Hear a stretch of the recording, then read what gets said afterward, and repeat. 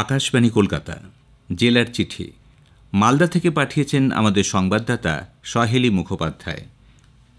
লোকসভা নির্বাচনের তৃতীয় দফায় আগামী 7ই মে জেলার দুটি আসন মালদা উত্তর এবং মালদা দক্ষিণে ভোট গ্রহণ।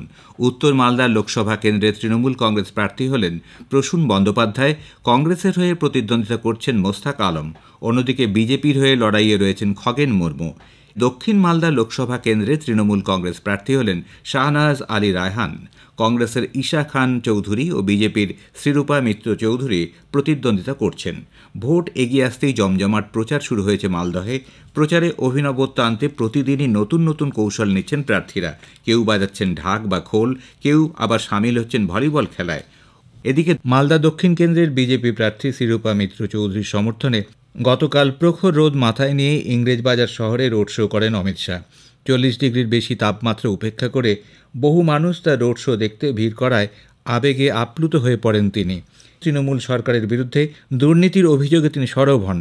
উত্তর ভারতের জনপ্রিয় ধর্মীয় পর্যটন স্থলগুলি সহ রামলালা দর্শনের জন্য চালু হচ্ছে ভারত গৌরব স্পেশাল ট্যুরিস্ট ট্রেন। উত্তরবঙ্গের নিউ জলপাইগুড়ি থেকে আগামী 18ই মে থেকে ভারত গৌরব ট্যুরিস্ট ট্রেন চালু করতে চলেছে আইআরসিটিসি। এই ধর্মীয় স্পেশাল ট্রেনটি মাতা বৈষ্ণোদেবী, হরিদ্বার, ঋষিকেশ, মথুরা, বৃন্দাবন ও অযোধ্যা যাবে। স্বাভাবিকভাবেই ট্রেনটি নিয়ে সাধারণ মানুষের মধ্যে ব্যাপক উৎসাহ দেখা যাচ্ছে। আইআরসিটিসির তরফে জানানো হয়েছে, পর্যটকদের জন্য ট্রেনে খাওয়া দাওয়া সহ সমস্ত রকম ব্যবস্থা থাকবে। বয়স্ক শিশুদের জন্য থাকছে প্রাথমিক চিকিৎসার সমস্ত রকম ব্যবস্থা। এর জন্য খরচ হবে 17,900 টাকা। আইআরসিটিসির তরফে এই ট্যুর প্যাকেজের নাম দেওয়া হয়েছে রামলালা সহ উত্তর ভারত দর্শন ভারত গৌরব স্পেশাল ট্রেন। 8 রাত ও 9 দিনের এই ট্যুরে একসঙ্গে 800 জন যোগ দিতে পারবেন। নিউ জলপাইগুড়ি থেকে যাত্রা শুরু হয়ে মালদা টাউন, রামপুরহাট, দুমকা, ভাগলপুর, জামালপুর, কিউল ও পাটনা হয়ে কাটরা যাবে ট্রেনটি। আইআরসিটিসির অফিসিয়াল ওয়েবসাইট থেকে বুকিং করতে পারবেন যাত্রীরা। গৌড়ের কাছে গঙ্গার তীরে অবস্থিত রামকেলি ইতিহাস ও সংস্কৃতিতে মোড়ানো একটি গ্রাম।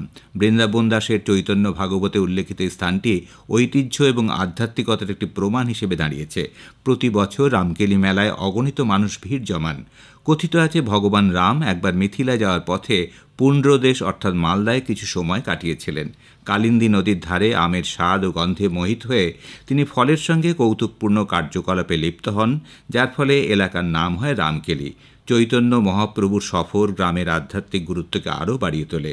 উড়িষ্যা হয়ে দক্ষিণ ভারত থেকে মথুরা এবং বৃন্দাবনে তাঁর যাত্রার সময় রামকেলিতে কয়েকদিন অবস্থান করেন তিনি। 500 বছরও বেশি পুরনো এই রামকেলি মেলা তাই ভক্তদের কাছে বিশেষ আকর্ষণীয়। প্রাচীন বাংলার রাজধানী মালদাহের গৌড়ে সেন বংশের আমলে তৈরি হয়েছিল জহুরা চণ্ডী মন্দির। সেন বংশের কুলদেবী ছিলেন জহুরা। জহুরা ছাড়াও আরও 3টি চণ্ডী মন্দির তৈরি হয়েছিল সেন আমলে। প্রাচীনকাল থেকেই বৈশাখ মাসের প্রতি শনি ও মঙ্গলবার পূজিত হন দেবী জহুরা চণ্ডী। প্রচলিত রীতি অনুযায়ী বিগ্রহ তৈরি করে নিজের হাতে প্রথম পুজো দিয়ে জহুরা চণ্ডীকে মন্দিরে পাঠান মৃৎশিল্পী।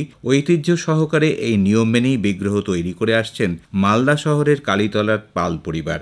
13 পুরুষ ধরে এই কাজ করেন তারা। 12তম উত্তরসূরি জ্যোতির্ময় পাল এবারের জহুরা চণ্ডীর বিগ্রহ তৈরি করেছেন।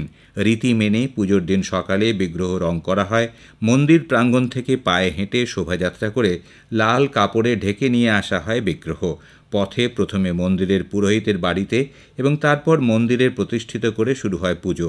প্রথম দিনেই জেলাসহ রাজ্যের বিভিন্ন প্রান্ত থেকে বহু ভক্তের সমাগম ঘটে দেবী জহুরার পুজো দিতে। এই পুজোকে কেন্দ্র করে 1 মাসব্যাপী একটি মেলা অনুষ্ঠিত হয় মন্দির প্রাঙ্গণে। জেলার চিঠি শেষ হলো।